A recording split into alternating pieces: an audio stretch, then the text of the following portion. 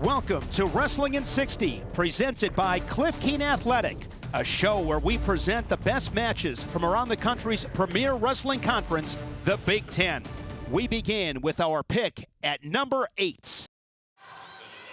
Gable right away with forward pressure. You know, Heinzelman's a top 10 wrestler, so he will be putting up a fight. But it's hard. You know, these college athletes are facing Gable. So much international experience that it's a different level. Absolutely. Once a generation talent too, and it's that impressive what this guy can do at 285 pounds. I mean, right there, he hit an over tie or overhook. Tries to swim it out, you know, kind of a slide by position. Just real dirty, tricky things. The pulls, the fakes. His attacks to the corners, he moves like a 25-pounder at heavyweight. That's really what makes him so good. Yeah. And we talked about this a lot throughout the duel, but the subtleties and pressure, right? And the guys that are super successful are the ones that can feel that and anticipate it. And Gable does that better than really anybody in the world, you know. And it's cool to watch. But Heinzelman definitely going to be well coached right here. Already with a stalling call, Gable gets into a high crotch, dumps Heinzelman to his hip and finishes.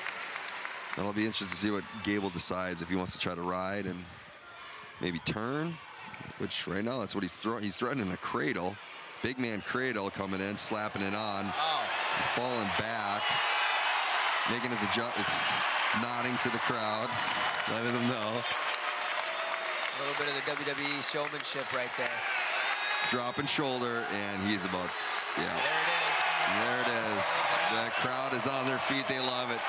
What a finish to the home Big Ten star duel. Getting the people hyped up. And well, that was a nice little exclamation point for the Gophers to finish this duel, to winning the duel 25-10 against number 21 Michigan. Now let's take a look at our pick at number 7.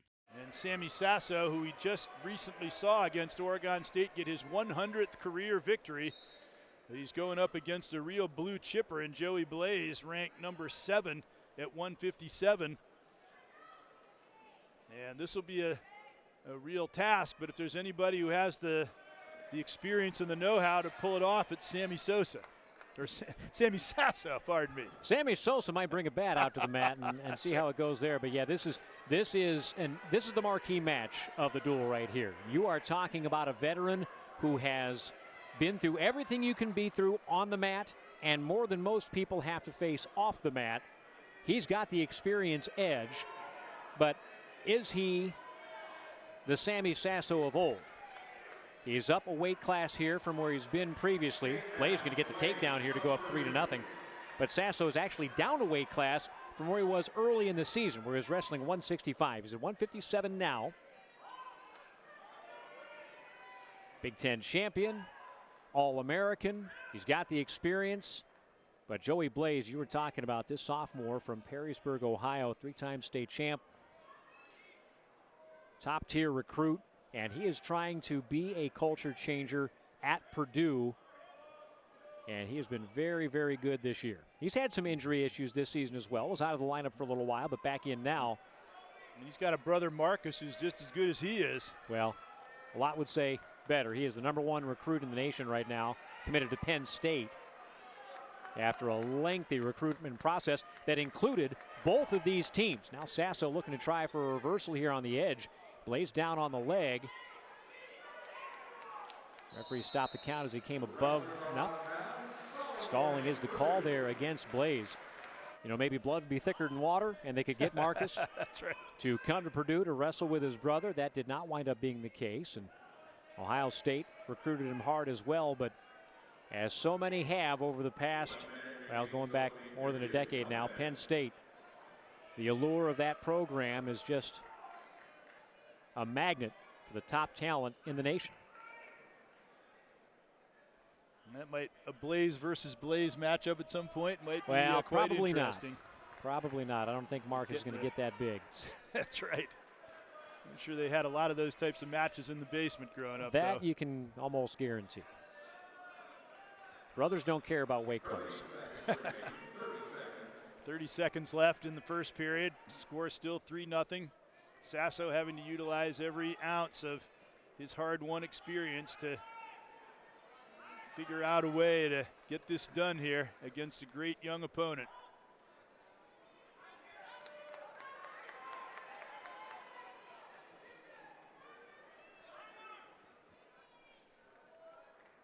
Credit to Blaze for an excellent ride here after finishing off that takedown in the first period. Sasso just could not find a way to get the hips loose and get himself out of there. That imperiled his future as a wrestler and even just his future in general, but he's right back out in a very inspiring story. And he, as we said, got his 100th career win, and there's a point on an escape. Gets them back on their feet now. It's 4-0 for Blaze. Sasso was ranked at 165 pounds. Once he dropped down to 157, wrestled a couple of matches there. The ranking changed. He is ranked number 17. We'll see Patty Gallagher up at 165 pounds, where the two basically switched weight classes. And there's going to be some wrestle-offs had at these middleweights for the Buckeyes moving forward. But right now, Joey Blaze up 4-0. Sasso trying to use that experience. This is a spot he's been very good at in his career. If he can lock up this cradle. Blaze fighting the hands as best he can and is able to break that lock, and now a scramble on the edge. Official was watching very intently to see if he would be able to gain control. And gain those points, and we're into the final minute of this second period. Right on the edge of the mat. Blaze has that left leg still back fighting away. Sasso locked around the waist. The crowd wants the call. Not getting it yet, and now Sasso able to get him onto his hip. Got to keep a foot in the cylinder here. You've got a little bit of room to work, but not much now. Boy, excellent defense from Blaze. Yeah, indeed. He was right there on the verge of giving up critical points. Boy, when Sasso had the cradle locked and there on the edge, since the opening of the Covelli Center at Ohio State, Sasso has been, now they want a stall call, Sasso has been the face of the Buckeyes in the Covelli Center era. Now, Jesse Mendez may well take over that mantle before his career is done, but the Ohio State wrestling fans love Sammy Sasso as much as anybody that's put on a scarlet or gray or black or white singlet, whichever they choose to wear in this building. And now we go into the third period, 4-0. What can he pull out of his bag to try to get back into this and maybe take it? Well, his bread and butter has always been that kind of scramble situation. There's a stall call. That's a point, and now a takedown ties the match. This place would just go crazy if he could do that. Now into the scramble. Blaze shot there, heading back toward the center of the mat. And if you're Sasso, you want to get a takedown here, but you don't want to get it too early. Blaze escaped very easily to begin the second period. You want to get a takedown with enough, or with little enough time on the clock to be able to ride that out if you're not going to be able to find a turn. Finally, they're out again. It's very important in terms of the team score for Purdue as a single. Blaze is able to get in. That's a situation where almost as if Sasso said, here, take my leg and let's get into a scramble situation. Blaze trying to get that head up. Sasso trying to crowd him.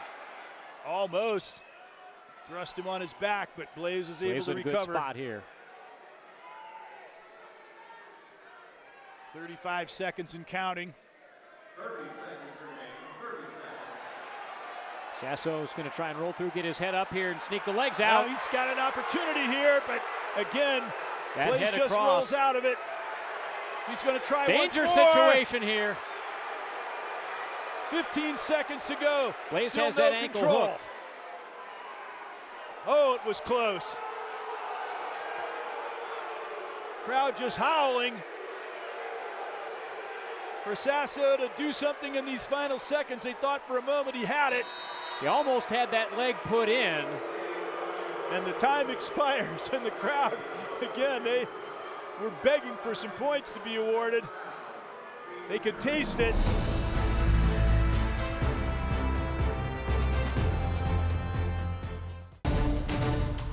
Now let's take a look at our pick for number 6.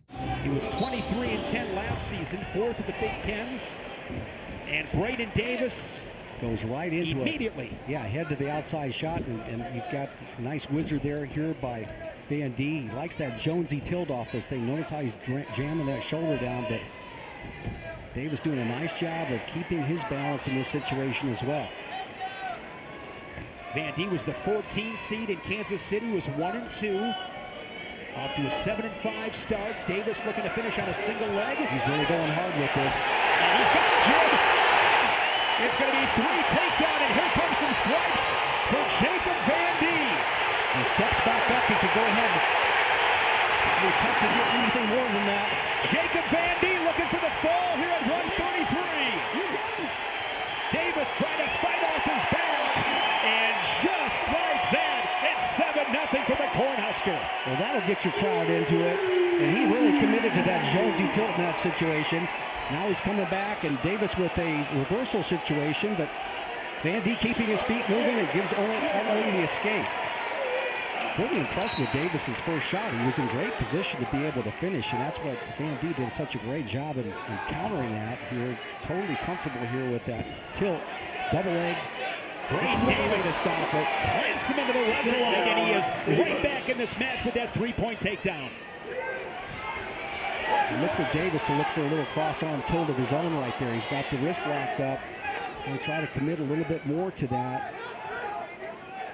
You always like it, Jim, when a guy brings his opponent off the mat. Yeah, that was a great, he brought his hips to the party right there with the double leg takedown and brought him up and slammed him down. Great way to get back into the mat. And you love that kind of party. That's right. Anyway, here's Van D coming back into it with a double leg of his own. All right, and he'll get the reversal. Will he get back points though? Inside of 10 seconds, he'll get the reversal. No back points. 14 points combined here in this first period. And as I say that, Davis gets the escape.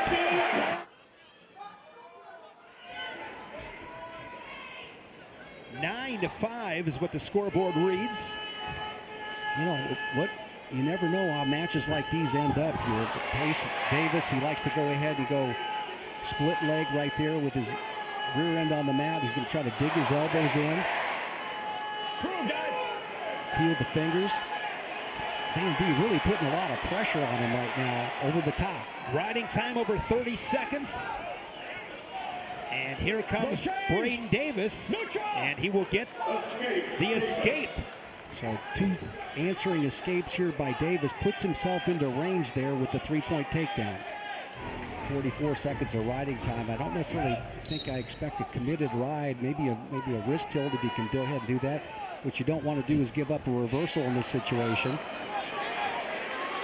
And Davis gets his head in great position to be able to shoot once the escape is given. So 4-point lead, riding time not a factor.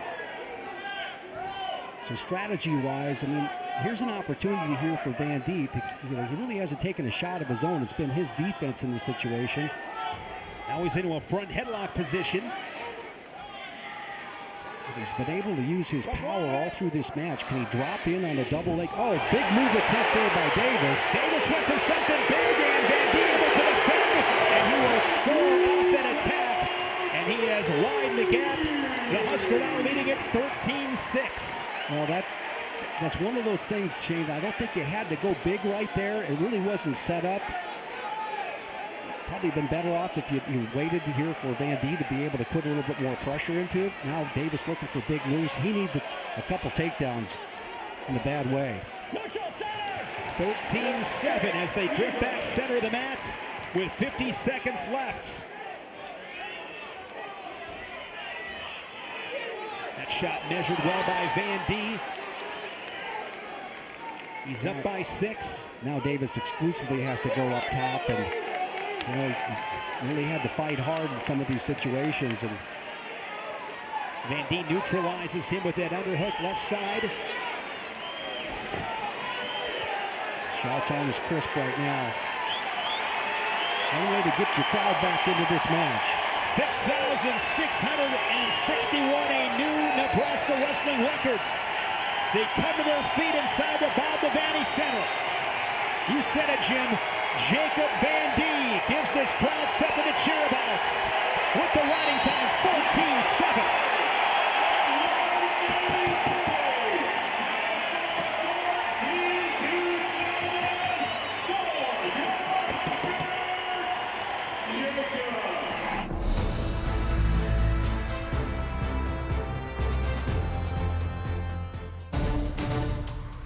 Now let's take a look at our pick for number 5.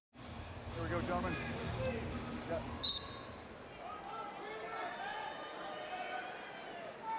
Yeah, I've really been looking forward to this match up here because Luke Luffman been around 6 years, you know, and he's a guy from right there. Now, nice snatch. Now he needs to finish right here. This is where you at heavyweight especially, you got the angle. So important to do because you can't go straight under. And if he could finish here, that'd be big time because of the length and the strength of Keeter.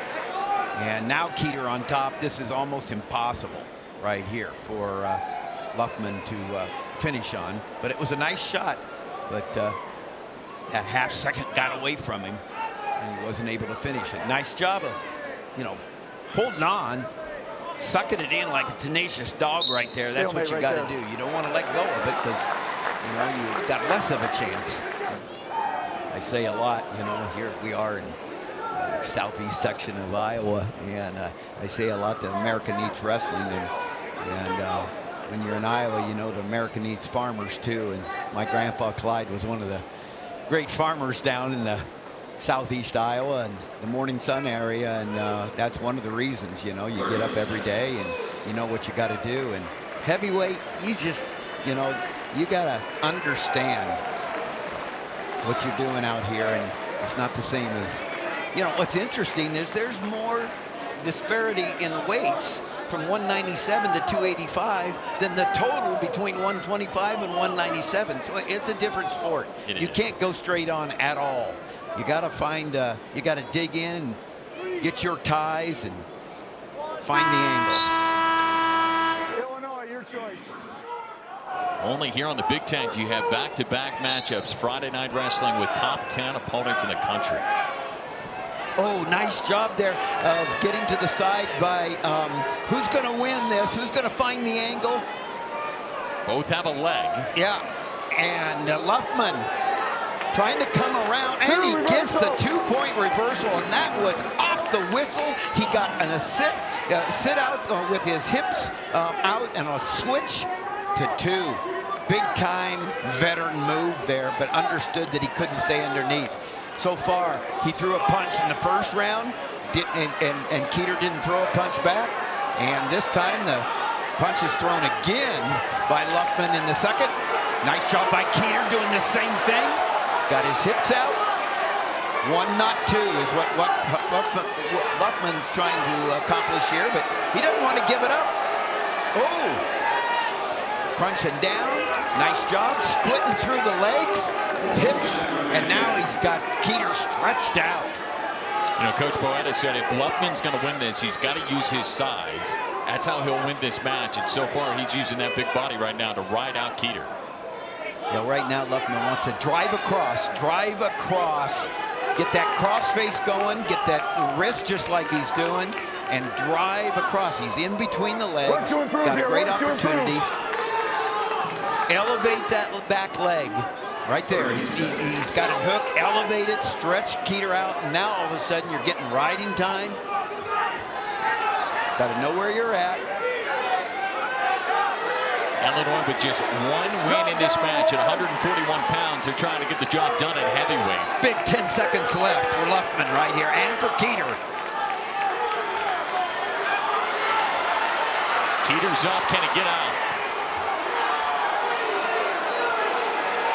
Short time. Oh, nice mat return. That was huge because right now he can give one. Yep, and he does. He's out in front, 2-1. Got riding time right now. Now this is where you got to continue fighting. Both on their feet here in the third.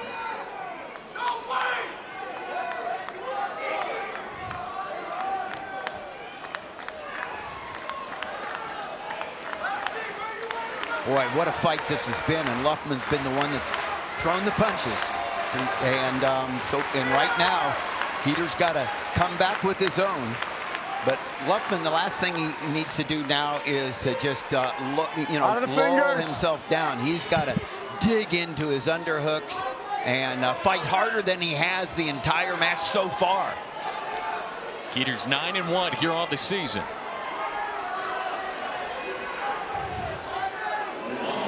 One minute left. Be a huge win for the senior Illini. Oh, nice. Keeter's shot. Yeah, Keeter is in, but nice cut into the crotch by Luffman. And now can he cut the corner? Keeter's doing a nice job of keeping the leg, his head under the leg. He wants to come high. He wants to come up. He's got to get height. Oh, nice slip by Luffman. Luffman got his leg out of there. Boy, it looked like Keeter was well on the track to get a takedown that time, but a good sprawl by Luffman. And now there's been no stall calls. Luffman, there's no reason to let Keeter in, and he does. He lets Keeter in. Can Keeter finish? He's got 10 seconds. And nice job by Luffman to get up on top, and that's what he's got to do. He's got to stay up on top. He's got to slip his leg, and he is going to hang on for a huge win here in Carver Hawkeye for the senior heavyweight Luke Luffman. Big win for the Illini to end out this meet.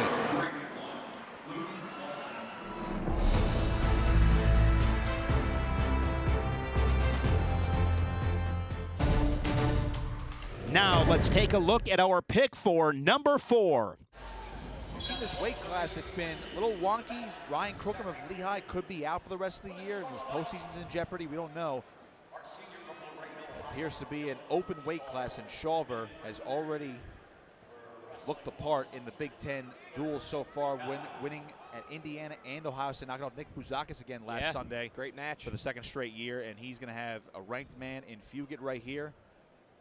And based on the projected lineups going into next weekend, he's got a tough slate coming up with Penn State's Braden Davis, and then, of course, Lucas Bird of Illinois, who going into this week was ranked number 2 in the country. Right. His left leg lead, there it is. I should say. There it is. Yep, another shot, switching off to a double here. He's going to elevate this single, looking for the dump. Shawver going sky high with Fugit. He's wrapped around the chest right now, and now towards the hips. Shawver going to carry him, looking for a dump. Yeah, he's trying to figure out how to play this with Fugit wrapped around his waist. Yeah, you don't want to force yourself into a bad scramble. Drop him to a hip. And Shawver going to come through for the takedown. There's 3. And now Coach Bono wants the official to come. I mean, I don't know if he's going to argue a slam. No, here, that is what he's arguing. He's talking to the other ref now. He's giving the second official an earful now, too. Well, nonetheless, Shawver's going to be on top here. I think the visiting fans would actually like that, watching from Madison, as Fugit's out for one with the escape. Now back in on a shot. Shawver into the split position now. Fugit's got that leg shelved right now. Shawver in a compromising position. Trying to get his leg free. Shawver, just what balance here. Really good balance. Trying to run him down. Shawver keeping that ankle free. Full split here from Shawver, 30 seconds. Great flexibility. Now he's going into that whizzer. He's just got to fight that leg to the mat. Fugit limp-armed out too. Shawver doing a great job defending. Less than 20 seconds. Can he do it for the rest of the period? Boy, he's able to keep that ankle free. Yes, he is. Posting on the head, posting on the traps here. Just posting away, and he seems so comfortable here. This is not a comfortable situation to be in. And Dylan Shawver's going to fend off Zan Fugit for the remainder of the period. Reminder, there will not be intermission after this bout. We'll take a quick break, though. And then we'll resume action with 141 pounds in our latter half of the duel. Rutgers up 13-3. We're in match number 5, Shawver on bottom to begin this third period, or the second period, excuse me. Shawver on his feet, trying to cut at the hands now. Rutgers faithful want to stall calls. Shawver, Granby rolls off the mat return, out of bounds they go. Joey Oliveri due up for the Scarlet Knights at 141 pounds, and I think we're going to get a caution on Fugit. It is indeed.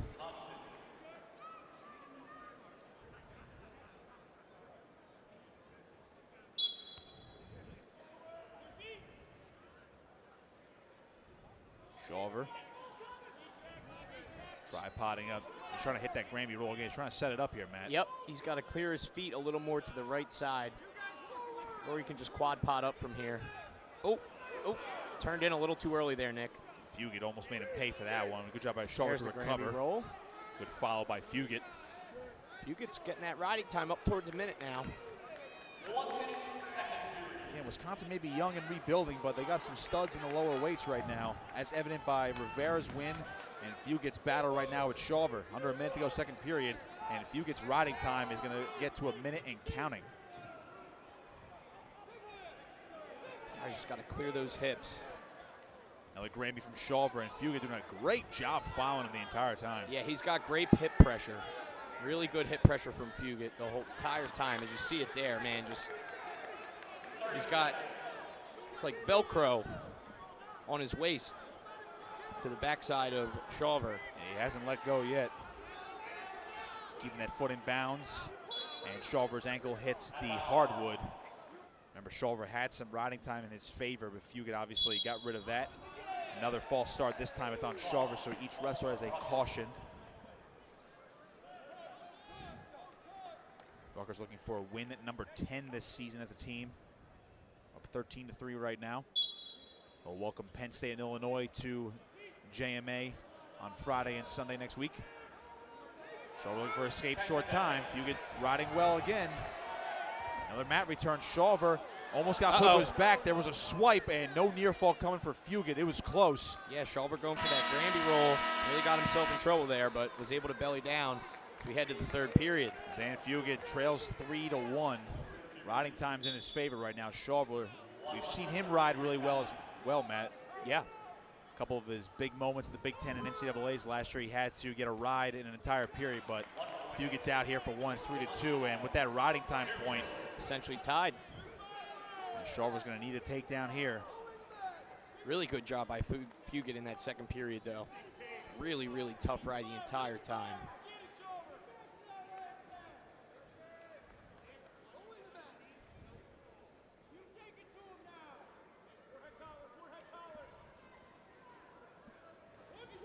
Action slowed down a little bit. And again, Shawver can't rest here. Fugit knows he's going to get a point at the end of the match should he hold the riding time. Shot there from Shawver, switching up to a double.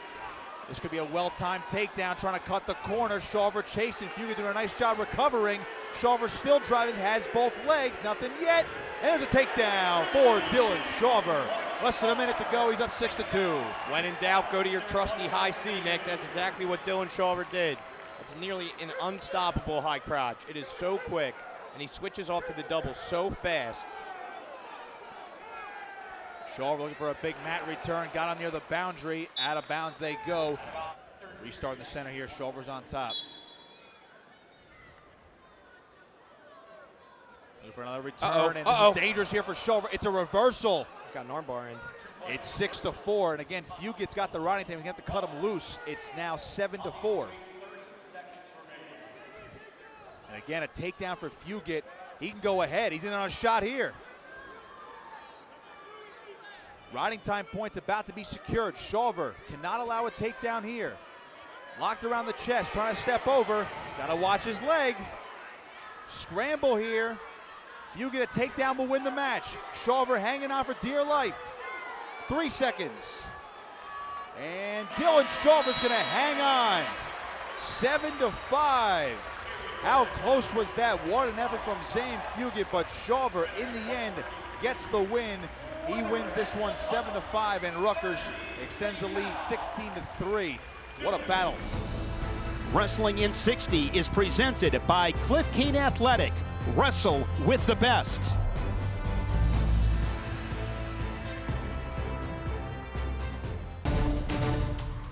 Now let's take a look at our pick for number 3. These two have never met. Ridge Lovett making the national final in 2022. Took a red shirt in 2023. That's when Shane Vaness took third. And then last year, Ridge Lovett back in the podium. Shane Vaness suffered an early season injury. So these two meeting for the first time. Yeah, last year's #1 seed in the tournament, Ridge Lovett. He's always been tough in the top position. Exceptional scrambler, good on defense. Just got so much in the arsenal. He's a 10-time Fargo All-American. Beautiful shot there by Vaness, and there's the scrambling ability of Lovett, and he comes back in another shot of his own. You know, he's a Houdini. Yeah, but Vaness is gifted, and his skill level is just really high. He gets closer on his shots than most people. You know, a lot of times we saw in the earlier matches at 25 and 33. They can't get close to each other's legs, so therefore they don't get the attacks off. He closes the gap so quickly at his ties, and so his feet are in great position to be able to take that shot. I just noticed him. He just seems to be closer than most guys when he goes ahead and hits his shot. Well worth watching. 50 seconds remaining in this first period. Vaness goes collar tie, and now looking below the knee. But Ridge Lovett looking to get the go behind. Great wrestling by both these guys. No points on the board, but they are going at it. Level changes by Vaness are really impressive, and then ability to Lovett to react to that has been great too.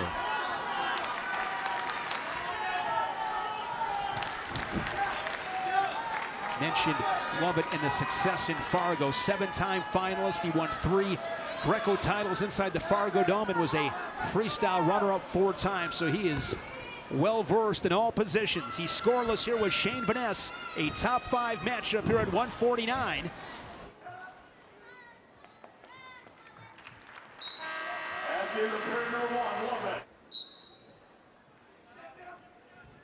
And this is where Vaness has probably spent most of the practice this week working on is these types of situations here with the leg rides with Lovett. Lovett looking for a mat return. And this is where the power of Lovett can turn the match over.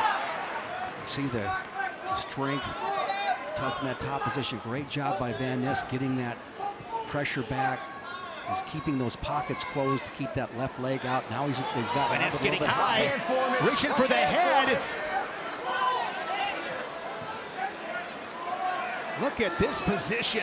Got to be careful not to give up the cradle. Now they're in a scramble situation, and Vaness will get the reversal. Reversal, Vaness. 2-0 Vaness. Man, Jim, we have seen a lot of reversals tonight. Yeah. Guys out here competing. Quick escape for Lovett. So that's the equivalent of an escape kick for Vaness. He'll take it. Shot there by Lovett as he darted in with a leg attack.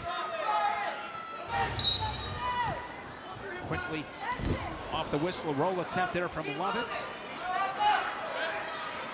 Yeah, Lovett, one of those guys that, you know, willing to go ahead and put his head on the mat, but he's going to jam his hips back into you. Now big turn back in.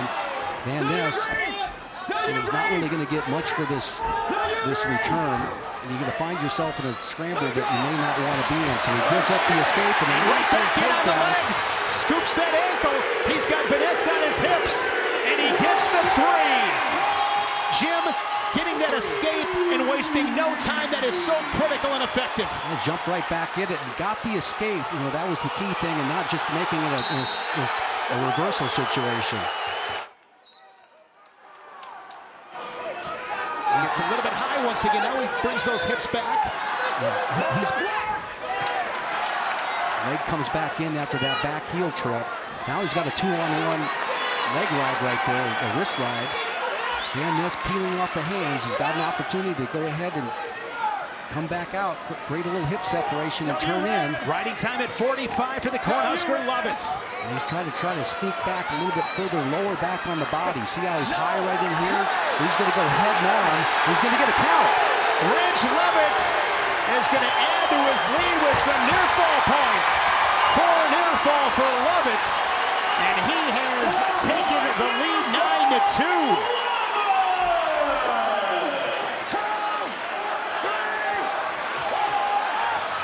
Here's the counts. Stoll call on Levitt. He'll take that. As they go for a restart. Because he's seconds away from securing riding time, and with that return, he will do just that. Riding time is locked up for Ridge Levitt. Interesting adjustment he made there, Shane. Got a little lower on him, able to give them that mat return. After a scoreless first period, Vaness took a 2-0 lead. After that, it was all Ridge Levitt. The major decision for the Cornhusker.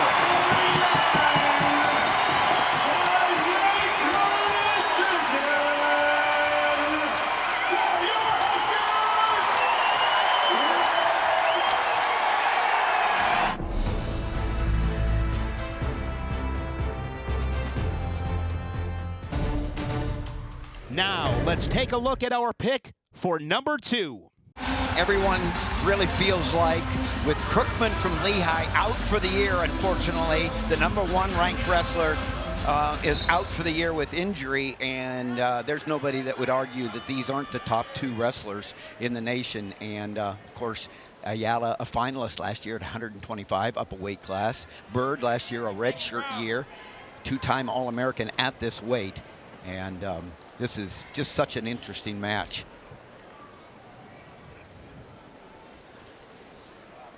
Both these guys, coaches' dreams. They work hard, they lead, they do everything right on the mat, off the mat. We asked Coach Poeta, we said, how's Lucas Bird going to go in an environment like this in Carver Hawkeye Arena? He said he would want this entire crowd here to be Iowa. He's got the perfect chip on his shoulder for a wrestler. A couple of All-Americans going at it here from Carver Hawkeye Arena. Both wrestlers doing a good job of holding position on their feet.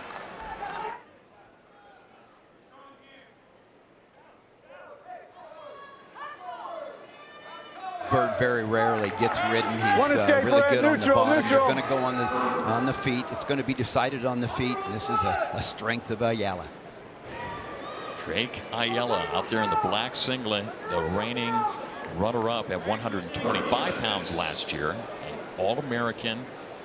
And Lucas Bird had the medical red shirt last year. He's a 2-time All-American in 2021 and 22. Qualified for the NCAA tournament 3 times. Yeah, you spoke of the finalists there. That kept the Iowa streak alive. They've had a finalist since 1990. Wow. And Drake Ayala kept that streak alive last year at 125 for the Hawkeyes. Yeah, this will be real interesting. And Ayala will go down, and this is where Green chooses down. Bird is hammered. Took just 10 seconds for Bird to get up and out. Good job by Ayala there of getting that hand control so fast. He was up, had the hand control, got the hips separated, and was out. Really nice job by Ayala. Yeah, it took him just 6 seconds to get up and out.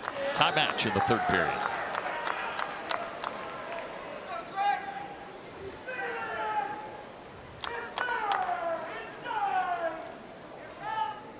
No takedowns, just an escape for Bird in the 2nd. Ayala here in the 3rd. But the only scoring so far in the 133-pound match. Yeah, what I like about these two also is there's no fear in either of them. And so this is just a matter of them being patient and looking for their opening. Ayala, a little drop to his left on single, but nice defense by Bird. And neither of these guys are going to do anything in panic mode. So if it needs to go to sudden victory, if it needs to go to the tiebreaker, they don't want it to. But there's a nice job by Ayala. And can he cast over before there? He crosses, and he is going to get the 2 points, and he does. Great job at the edge of the mat. Drake Ayala gets the first takedown of the match here in the third period. That was a really nice job because he continued on. It was that last 1%. A great finish, and he did it clean and fast. Escape, really important here. All right, 20 seconds left. And Ayala knows where he's at. There's no stalling. He's on the edge. A shot by Bird will go off. Even he can take a stalling call. And this is a well-executed win by Ayala. Drake Ayala takes down Lucas Bird, the second-ranked wrestler in the country, and an upset at 133 for the reigning national runner-up.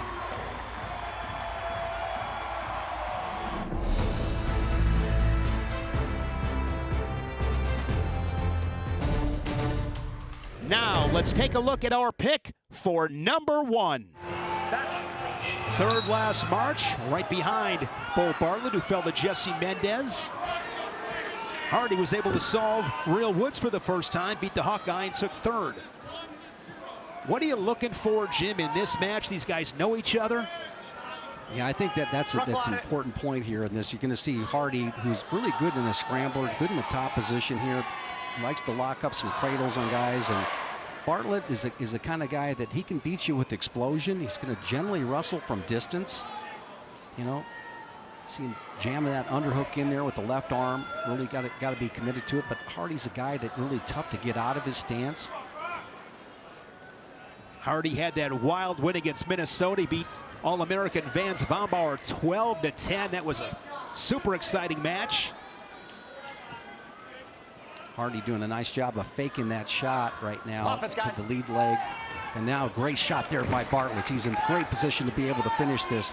Notice how he's climbing up. He's running the pipe right now. Gets that chest high up into the armpit right there, elbow deep. Now he's going to try to come up and bring it over the shoulder right there. He's in great position. Now he's got to be thinking about real estate. Can he go ahead and finish that? Beautiful sweep. You know, when you're sweeping a guy, Shane, you want to sweep when the foot is up in the air, so you have to have that timing down. You can go ahead and go for the sweep, but if that foot's on the ground, nothing happens. Bo 10-0, 7 bonus point victories. And now here is Brock Hardy with his first threatening leg attack on a single leg. He's going to get some reversal out of it, not the escape takedown. So the reversal makes it 3-2. No, I think Hardy got hurt in that exchange. Nope. Quickly to his feet.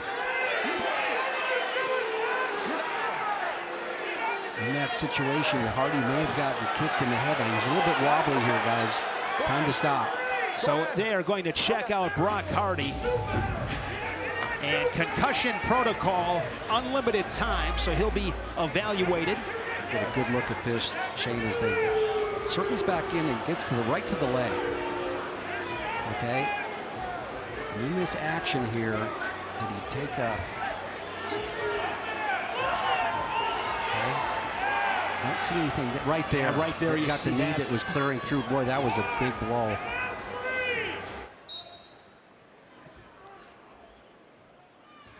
Work a little mat return. Now they're in a scramble. Both these guys are so athletic and tricky and funky. Hardy trying to get his legs back right there. Now a reversal back with Bartlett. 2 reversals already in this first period, as Bartlett leading it now 5-2. Still 60 to go in this first period. 5-3 with the escape. The body control that Bo Bartlett has is hard to describe. Another good escape right there. You know, Hardy's going to look for something big. He tried to attempt that cradle right there. He's good at cradle man, good at scrambles. So offense. He is so tough, Nick. That, you know, you saw the right hand collar, the left hand collar comes back with the underhook, holding position. A slide by attempt there by Hardy. Now he gets to the leg. There's a stall call on Bartlett. Controlling really well with the front headlock. Really difficult here for Hardy to get his offense off. Gets the stalemate. Both guys wrestling on that logo. Here's Bartlett in on a single leg. Hardy's tough to finish on as well. He really is. I mean, what you want to do if you're Bartlett here, you want to basically try to roll your head if it's possible, right? Get yourself in a good position to be able to hold on to that leg, which you did. And the second period comes to an end.